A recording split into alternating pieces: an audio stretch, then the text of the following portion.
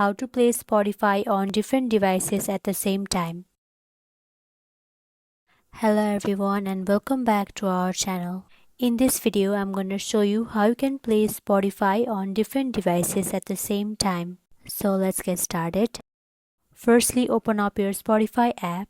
Make sure you are signed into your account. Once you are signed in, you will land on this home page. Now head towards the song that you want to play on different devices. Then click on it. After you click on the song, now at the bottom you will find this icon. Simply tap on it. Now in this page you will be able to find all the devices in which your Spotify account is currently logged in. In order to be able to play Spotify on different devices, you have to be logged in with same Spotify account in the other device. Now you have to click on the device in which you want to play the song, and with that you will get the pop-up in your another device.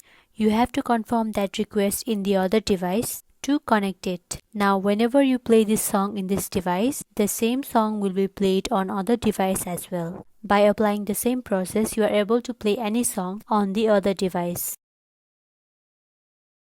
So that's it for the video, and if you found this video helpful, please don't forget to like, comment and share this video. Until then, see you next time.